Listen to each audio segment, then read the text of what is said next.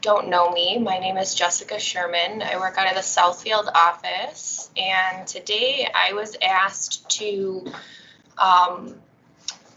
role play or explain, I'll do a little of both, how I present Hance Trust. So I'll try to do my best. I know this type of videotaping leaves a little to be desired when we don't have client interaction, but I'll try to give you the best context of the process that I go through. This is an actual client that I presented to a couple weeks ago. And just to give you some background, this client this was one of my first AB phone call clients, for those of you who remember AB phoning.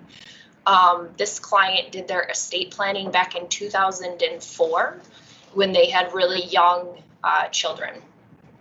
And so if I can flip to screen sharing here, which I think is already done, what I want to do is just spend some time at the beginning of the meeting when I meet with Chris and Hannah Chow, talking about some questions regarding their initial estate plan that they accomplished in 2004, and then what's changed today in 2020. So just to give you some background, back in 2004, these clients had a net worth somewhere around 450 grand when they put their estate planning in place. Their children were younger. Since then, both of their children actually ended up skipping a grade. So these are, when we talk about respectable young adults, they're now in their 20s. It doesn't get any more respectable and responsible than Colin and Carolyn. They're both studying to be doctors. They're both expected to have decent salaries and very well educated. So when I started with this client on their estate plan, they really didn't have a lot of concerns around changing their estate plan. But what I did want to make sure that I pointed out to them as part of our agenda is that a lot in their situation had financially changed from 2004 until 2020. And so what I wanted to make sure to point out was that their gross estate, calculated by 360, is now $5.5 million. And I think it's important to point out to clients their gross estate, because a lot of clients don't think about their life insurance death benefit as being part of what they're going to pass on. They only think about their net worth as it relates to what they're going to pass to their children. And so a lot of clients don't view the amount as quite as significant as it actually is. One change that I've made since I've started presenting this is that I am now also with 360 putting up taxes and death expenses as a future tee up to a life insurance opportunity. I will not cover that at all in this meeting, but I do hope that a client tucks that number away in the back of their mind and is concerned about that. If they're not, I'll bring it up. But what I really want them to know is that they're going to end up passing on $4.7 million to Colin and Carolyn. And so what I wanted to ask them was how their estate planning goals have changed since 2004. And I would ask any clients this, even if they did their estate plan 5 years ago. I'm very interested to know if they have an answer. Most clients, I find, will not have an answer. The most detailed and highest net worth clients that I have, their main goals are avoiding probate and naming a guardian for small children.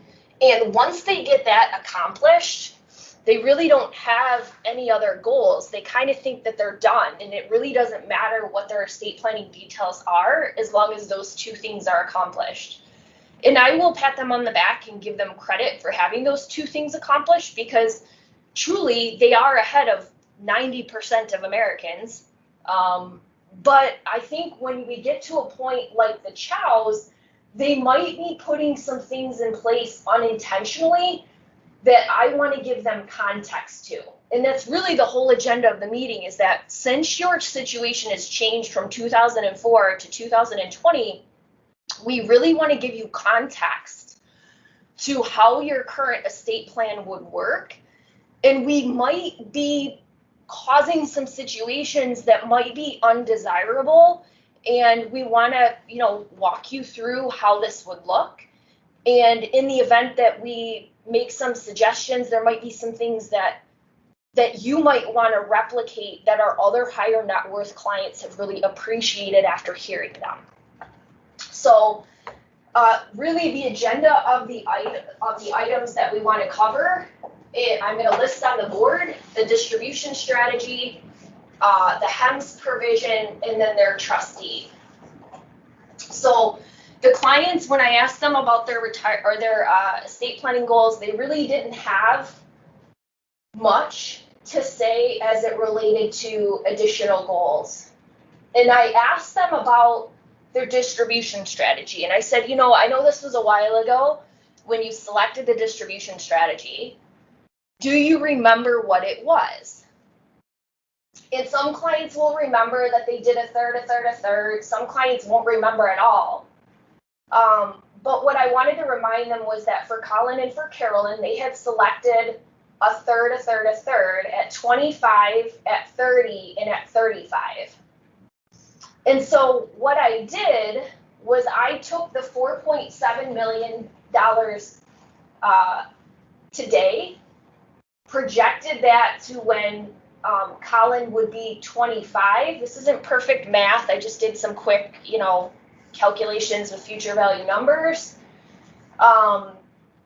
Assign a growth rate to it, and then calculated a third of that, a third of Colin's half and a third of Carolyn's, and really said, with no growth between 25 and 35, they're going to receive about $1 million each at 25, about $1 million at 30, and about $1 million at 35.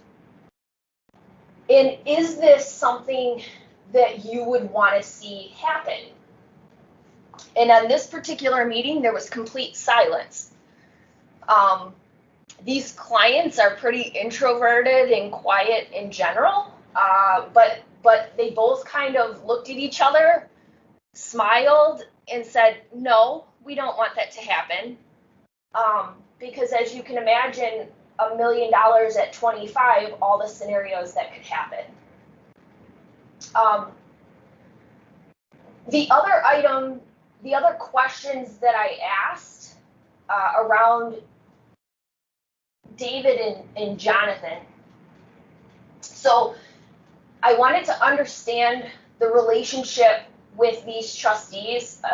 My notes from 2004, I didn't have that written down. So David and Jonathan are both uncles of Colin and Carolyn. David lives in California. Jonathan is on the East Coast. They're not really that close, but they're the closest family that they have. They're trusted. I also want to ask, how difficult was it for you all to select a trustee? And I think that this question is really interesting because we see a name on an estate plan or we see a name on a homework assignment and we assume that it is who they want, that this person is responsible, and that they both spouses want this person. And for all of you who are married, which I am not, but there's a lot of negotiation that happens in marriages. And I think that sometimes we'll be really surprised by how one spouse is really unhappy with this selection, or maybe even both spouses.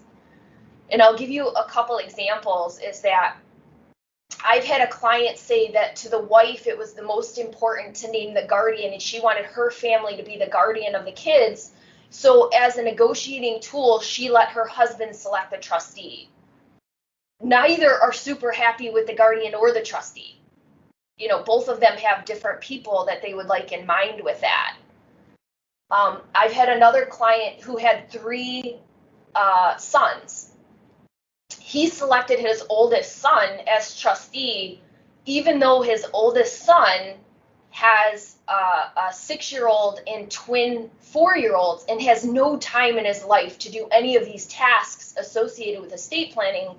But he did not want to go to his kids and tell them that he selected the second oldest son, because that would communicate that he thought the second oldest son was more suitable, more responsible, had more time to do it, which he does. The second oldest son is more suited to do this. But he just said, I'm going to let the gods decide, and my oldest son is my oldest son, and so that's who I'm going to pick. And then I'm going to go to the second oldest and the third oldest, who's the least responsible out of all three of them. So they were ecstatic to have a solution where it wasn't uncomfortable, and they thought that they were ranking their kids over and above each other. I'm also asking, if there was anything that they purposely were trying to do with their distribution strategy. A lot of times you'll get a blank stare or silence on the phone as it relates to that question.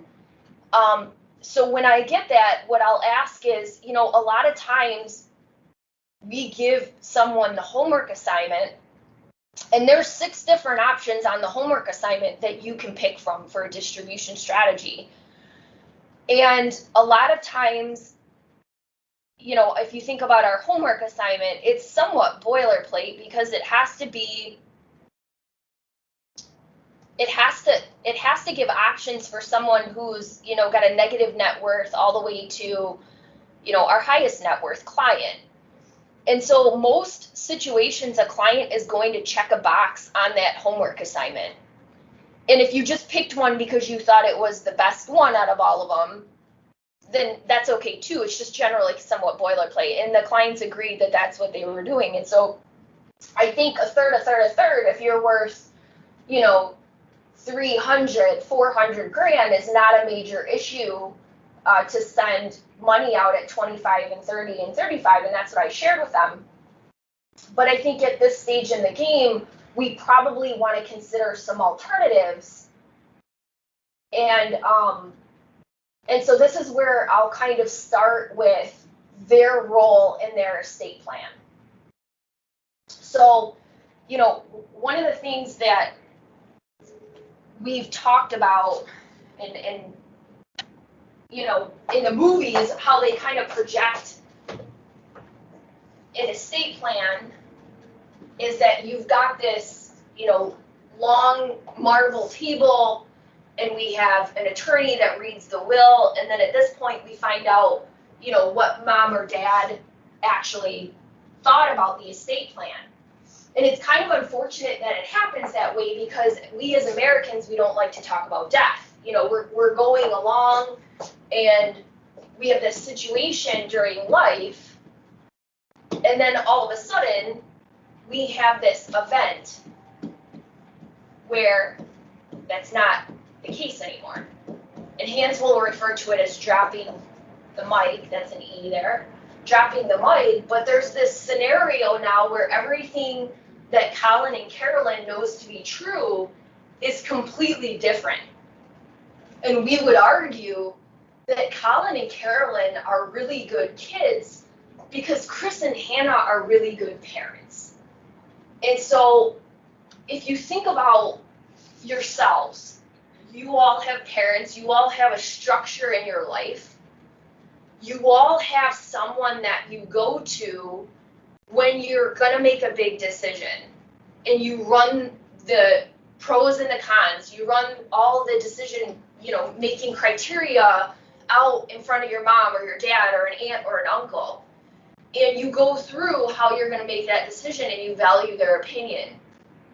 Everybody has somebody that they call when they've accomplished something that they're really proud of, or that they were scared to, try and they accomplished it, or they failed. Everybody has somebody in their life that provides this role.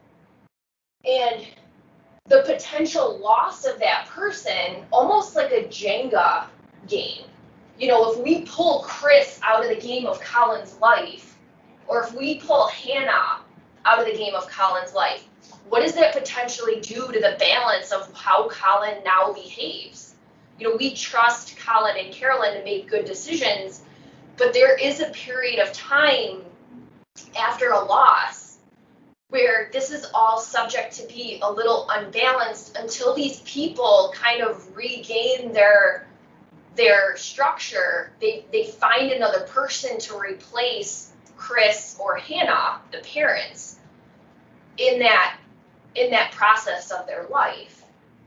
And so what we have the opportunity, Chris and Hannah, to do is really create with your estate plan one more chapter.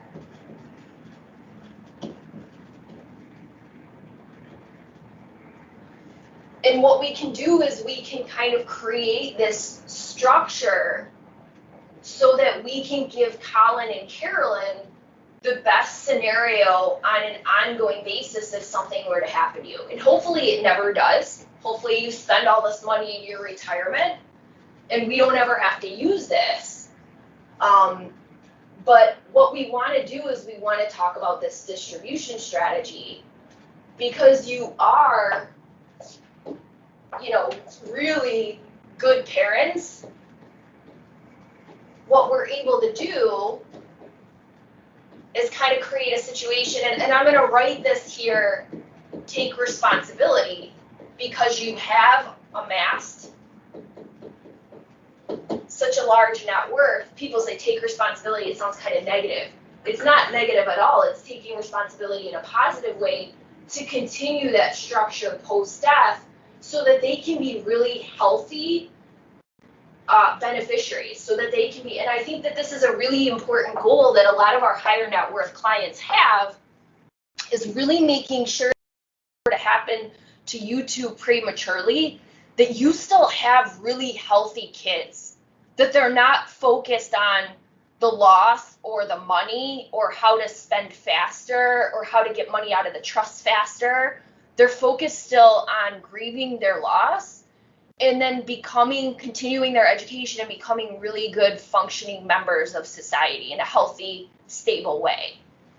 And so one of the things that our higher net worth clients really like as a potential distribution strategy is, instead of something like a third, a third, a third, a lot of times what clients will consider at this stage is something more like a distribution of 3 or 4% per year as an alternative. And so what this does is, if we think about this occurring right out of the gates, this would be closer to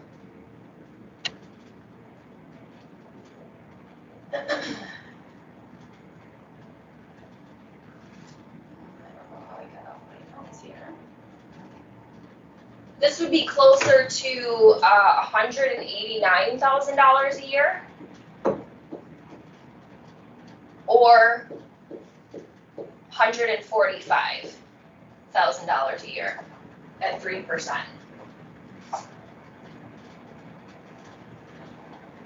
And so what happens is that if you think about everything that we've talked about, Chris and Hannah, with your investments, everything is risk and reward.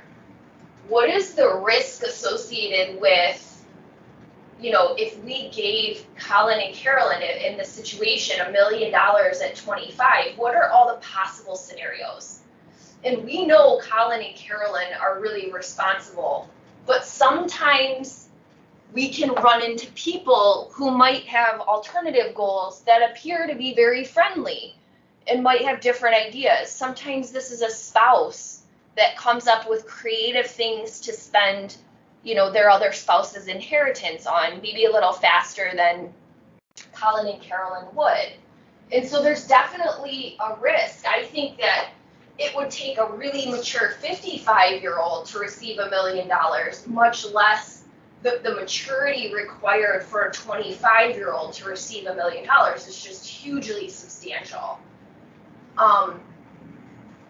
going back to those initial questions, just to take a pause on a role play here, the other thing that I also want to ask clients is how concerned they are about divorce, bankruptcy, and lawsuits. Almost every higher net worth client or lower net worth client is always going to worry about their future inheritance that they might pass on to their children being inherited by a future son or daughter-in-law. And this was no different in their situation. Obviously, these children are in their young 20s, they're not married yet, but they were definitely worried about that risk. And so, going back to the 4 or the 3%, what this really does do is this allows Colin and Carolyn to mature over time. And if they make a couple mistakes, their biggest mistake is limited to spending maybe frivolously $189,000 when they're 25 or 26. It's limited. And so just like you two, when we met you, it's taken a lifetime for you to grow your assets. You've really kind of grown up with your money, and you'll continue to grow that net worth. This allows them to receive $189,000 or $143,000 much in the same way. This allows them, instead of just receiving a lump sum of $1 million, consecutive in 5-year increments for 3 years, instead of receiving that lump sum of kind of unearned money, people tend to respect that less. We all know, the statistics around lottery winners. And I think a lot of times why that happens is not because those individuals are frivolously spending. A lot of times they do. But I think a large portion of it is that they have this surrounding inner circle that sometimes can make them feel guilty about their money could solve their best friend's problem, their mom's problem, their uncle's problem. And so because they didn't put the years in, the hours in to earn those dollars, it's different when it's unearned. And so if they receive it a little bit at a time, they can develop through their 20s, through their 30s, through their 40s and 50s, and they can make different decisions at different periods of time. This will also give them periods of time, a longer period of time to restabilize and grieve, the loss of their parents. So this particular client thought that 4% was too much, and so they actually settled on 3.5. And so what I want to do, and I want to make sure that I clearly communicate this, I do not want to go on to the second bullet point of HEMS until I've at least gotten, I don't need 100% commitment, but I want to ask the client, how do you feel about a monthly distribution as opposed to a third, a third, a third? Do you think that we are setting Colin and Carolyn up a little bit better, safer, more structure with this proposed strategy? And it doesn't have to be 3 or 4%. And so this point, Chris asked, could we do something in the middle? Could we do 3.5? And I said, absolutely. And he said, I like that. And so then I wanted to ask Hannah. She's a little bit more quiet than Chris. And I said, Hannah, do you like that? And she said, yes. So at that point, I'm going to write it on the board, 3.5%. And then we're going to move on to HEMS. If you go on to HEMS and you don't have a commitment, in my opinion, it's a much bigger decision when you have to decide all 3 of these things at the end. It is much easier to make a decision on a distribution number when you're only thinking about a distribution number. When I start throwing everything else on top of that, it's going to seem stressful. So my goal for this meeting at the end is there might be 1 or 2 things that the client is still debating, and then we're going to follow up with a phone call. No homework. We're just going to follow up with another conference call.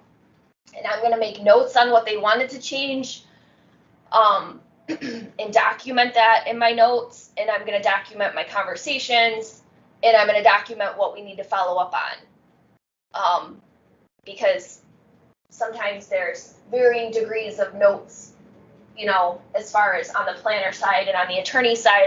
I want to make sure I've got all of that well noted. So, Chris and Hannah, if you're comfortable with the distribution strategy, what I'd like to do is move on to the second bullet point. You two comfortable with what we covered so far? Yes? Okay. Do you remember in your estate plan ever talking about the term HEMS? And I'll be super impressed if you say yes. And no client can ever recall what that means. So we're going to review it. And it's health, education, maintenance, and support. And so I could argue, well, let me take a step back. HEMS, in my opinion, is one of those things that sounds really good when you're describing it. But in real life, when it plays out, it can actually be quite negative. And I'm sure that there are things that you all can think of that sound good, but when it actually plays out, it's not. This is definitely one of them. And so really what HEMS does for Colin and for Carolyn is it kind of creates a door or a window where Colin and Carolyn can access the trust in above and beyond the $1 million that they're going to receive at 25, 30, and 35, either faster or for earlier, in addition to, and what they need to argue in order to receive a HEMS distribution is that they have an issue that they need additional money for health, education, maintenance, and support. And I will tell you that I could argue that almost anything could be maintenance and support. And so if I were Colin and I needed a new car and I needed to get back to work or back and forth to school, and I would like to purchase a new Tesla, and I need, $100,000 plus for this new Tesla, and I could go to Uncle David and say, hey, Uncle David, I need a new car, and this is the one that I'm looking at, and I need to, make this purchase. And then David's got to make a decision on whether or not he thinks that fits a HEMS provision.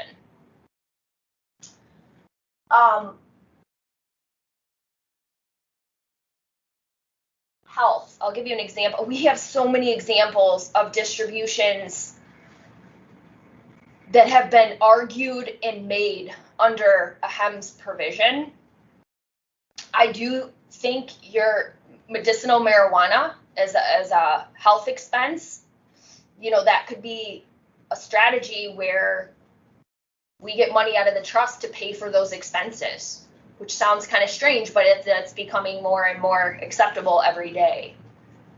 And really, the issue with HEMS that I don't like, and we could go through really countless examples of this, but what it does for beneficiaries like Colin and Carolyn is it gets them focused potentially on learning the rules of a game to access money faster. Their spouses of beneficiaries are masters at figuring out the rules of these games in order to distribute money faster. And what is lost with that time and the attention that a beneficiary spends on that versus them focusing on their medical degrees, their educational needs, the growth of their own children, the growth of their own, personalities, their own coping mechanisms, all of the things that somebody in life learns how to be a better person. They're spending a lot of their time now focusing on this trust and on this money and how to distribute it faster, versus what if there aren't HEMS provisions? What is a medical expense that Colin and Carolyn could have that $145,000 couldn't solve? And they didn't have an answer for that. That pays for college, that pays for, and these kids are going to, Colin's going to Northwestern and Carolyn's going to Pennsylvania. So, I mean, these kids are having significant degrees where they go, and they both agreed that they did not want HEMS provision in the trust work. So what I want to do at the end of that conversation is just follow up and say, now, are you two comfortable with removing that provision? We really find that with this distribution strategy at 3.5%, a lot of our clients can't, a wedding, tuition, whatever it might be, a lot of our clients, down payment on a house, a lot of our clients can't think of anything that they would say, if this event occurred, I really want to make sure that my kids are taken care of. They really want their kids to say, I'm going to use the $189,000 that year to take care of that expense. And so, are you comfortable removing that provision? And they say yes. And then what I'm going to do is I'm going to note that we're just going to cross that out. We're going to take it out. And then I'm going to ask them, is there any scenario that you can think of that you would want to add where they might need more than that? And these two didn't have any. A common answer to that question is going to be, I've gotten weddings, school tuition. Most of our clients, that distribution, when you ask them, when you actually, respond with, do you want to provide more for school tuition than what, 189 or 145 would do? They're like, oh no, that would be enough. Same thing for a wedding. The only other one that's a little bit tougher that might not fall in that category is the down purchase of a home. And so I had a client who wanted to do this, and so I gave them a scenario, and I said, okay, so this is one of the situations that if we put that wording in your estate plan, we want to be really careful about how we do it, because this is a door. You're creating a door or a window. And so what we want to do is we just want to be smart about how we write it up. So is it every house that your child buys you want to prepare for? No, just the first one. Okay. Do you want them to have full access to their half of the trust? No. Okay. You want them to make a reasonable decision. If we don't put a limit on it, what if a child said, well, I'm going to buy a $2 million home, I'm going to pay cash for it, they're going to take a cash out mortgage on the home, and then take the proceeds for whatever they really wanted to buy. So what I suggest is a lifetime maximum. And so a lot of clients like this $1 million house number, and if Colin and Carolyn are both doctors and they want to buy a house that's worth more than $1 million, it's kind of on them. But what a lot of clients like is the lesser of 20% of their home purchase up to $200,000. And so they're going to give their child access to the lump sum of 20% down, so they're avoiding PMI, up to $1 million home. And if they want to put down, $100,000 of their own money, they got a 30% down payment. If they want to buy, they've got options with how they want to structure that. But a lot of clients like that type of wording.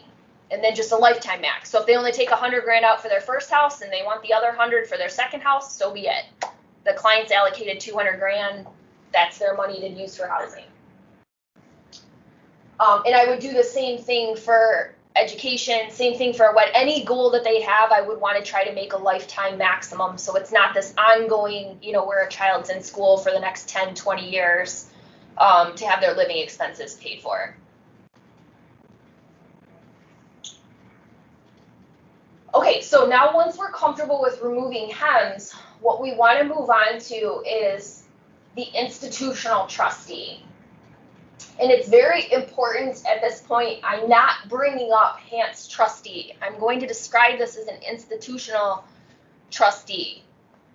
And so what we want to do is we want to make sure to communicate to Chris and Hannah that the time period that's going to be required for this type of distribution strategy is going to be a little bit longer than just the 12 years that would be associated with the job for David and Jonathan currently, with Colin and Carolyn being so, within 12 years of 35. And so, the other item that I also want to communicate to Chris and Hannah is that of the 4.7 million, there are going to be life insurance proceeds. There's going to be cash, non-qualified investments, Roth, sale of a home equity, pre-tax assets. And part of the issue, if we keep David as a trustee, is that part of the process that David's going to have to go through is he's going to have to select which assets to distribute the 3.5% from. There's going to be some tax planning involved with that. There's going to be some K-1s that have to be created. There's going to have to be a trust tax return. There's going to have to be an investment policy and reporting that's done to Colin and Carolyn every year that keeps that trust protection in case they do get a divorce or get into a lawsuit. That there's a decent amount of work associated with the role of the trustee and the complaint. And I think that having Uncle David, when the Chows were worth 300, 400, 500 grand, and the assets were going to be distributed by 35, is a much different decision than having Uncle David when the estate is almost worth 5 million. And it's only going to continue to grow as the Chows continue to save and work for the next decade.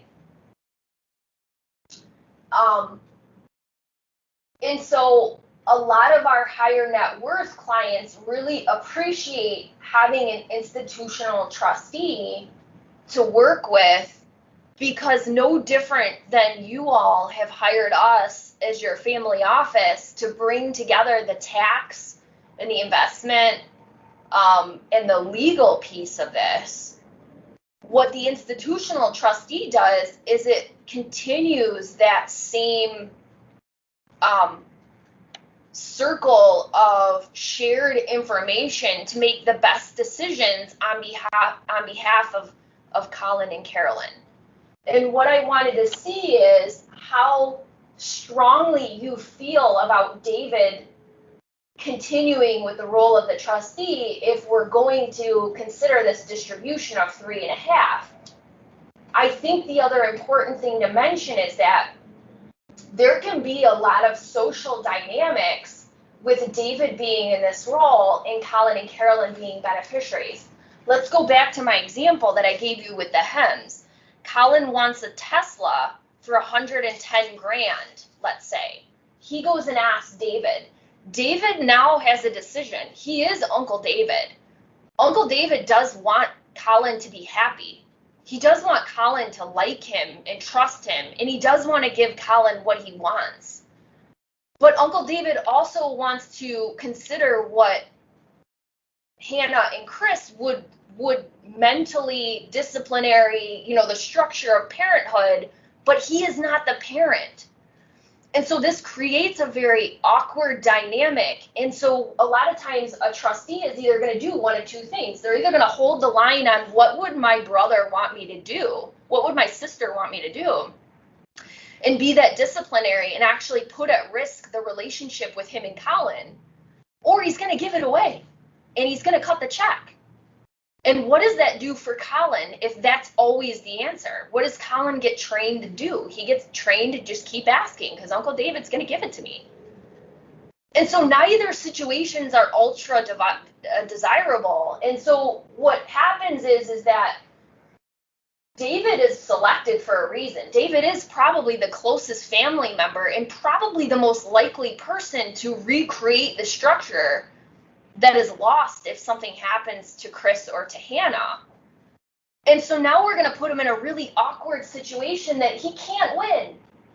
But if we have an institutional trustee in that role and there is no Hems, there is no question, that allows David to be Uncle David to Colin and to Carolyn. you know, he can provide that structure, he can be supportive, he can be the uncle and a fatherly figure, and it's not tied to money. Anytime you're tying something to money, there's a power associated with it, or there's just so many different dynamics that can create a negative outcome. 9 times out of 10 at this point, clients are going to ask me, can you guys do this? Can you be the institutional trustee? And I will say, yes, we have a trust department. I am not going to mention that it's new. We have a trust department.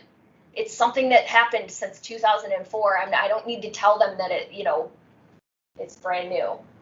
But yeah, we have a trust department. And if they don't ask, I'm going to tell them that, we have the ability to provide those services. And what our higher net worth clients really like is that it's a very easy transition. We know where your assets are at. We don't have to wait for mail to come in. You think about what traditionally David would have to do to figure out where all of your assets are at. You're waiting for bills for life insurance policies. You're waiting for quarterly statements for your investment policies. You're trying to figure out passwords and logins and put a net worth statement together. I mean, it's really, this is much more seamless. And we also have a lot more context to how you two have, built your net worth since 2004, how you've raised your kids, and how you would want that to continue, because we've just shared so much personal experience over the time. So do you two like the idea of some of the benefits that having an institutional trustee would provide? And they both looked at each other and said, yeah, absolutely. And you'd be comfortable removing David and Jonathan from that role. And yes, we want to talk to them about it, but yes, we want to do that. And then at that point, this is usually where I'm going to ask the attorney to get involved and say, okay, so Rob, in order to make these 3 changes, what is the cost for Chris and Hannah to make these changes? Or you're going to ask your attorney in advance to give you that number. I will say that's probably been my most difficult challenge, is the different attorneys have different pricing, depending upon who you talk to, or if you go to a different office or that kind of thing. It doesn't seem to be overly consistent just yet. So I think we're working on that. I think we're getting there, but I would either want to know that number in advance if I'm doing the meeting without the attorney, or I'm going to kick it over to the attorney there. These particular clients also had some questions about their power of attorney, so they wanted to make a couple additional changes, naming, because they're going to be doctors. They currently have David in the role of their healthcare. They do want to name Colin and Carolyn as healthcare powers of attorney, because they think that with their medical backgrounds, they're going to be more suited to be able to make those decisions than David. That's going to be, obviously up to each client. Some clients are going to be comfortable with that or not, but you might want to add in, if, a review of their powers of attorney, even though that's not something that we won't necessarily find as one of our top 3 items to cover in this meeting. If they're going to amend the estate plan, it's a good idea to review the powers of attorney or guardianship for anybody who's under the age of 18, and just make sure there's no other changes there, because they can do it all at once. And so at this point, once Rob quotes the fee, of roughly $1,000 for these changes, as well as the other changes that they wanted to make, what I am going to do is schedule another meeting to discuss the outstanding items. And the outstanding items that they had were finalizing their powers of attorney and finalizing they were wondering about a HEMS provision for down payment on a house. That came up at the very end, that Hannah wanted to consider that. They ended up not putting that in, and they made their powers of attorney decision. And so we followed up a week later. No homework. We're not sending that whole thing. Clients will forget what they already decided. I do think if you can schedule their signing conference or the review of their draft a week later, I know typically a lot of the attorneys will sometimes push that, or we'll push it because we're busy. 2, 3, 4 weeks later, you will have to resell this if you do that. The clients will forget. You'll have to go through that. And you won't have to resell the 3 or 4%. You'll have to resell the HEMS provision, withdrawing that, because they won't remember. And they'll be like, well, maybe there's scenarios that we, so you'll have to go over what is 3 or 4%. Why do we want to remove that HEMS provision? Much easier if you just book it a week later, sign it a week later. That would be my recommendation. Keep those meetings really tight so the client remembers what you're talking about. And at that point, I'm going to thank Chris and Hannah for all of their time. This meeting does take over an hour. I did this via phone conference on a Teams call. Typically, I think conference calls are taking us much less time, but this in particular will take over an hour if you have any type of conversation. So I know in this media we do not have a lot of room for questions, but feel free to give me a shout if you have anything that you want to discuss, talk through, different case. I'm more than open to help with anything that I can. Thank you.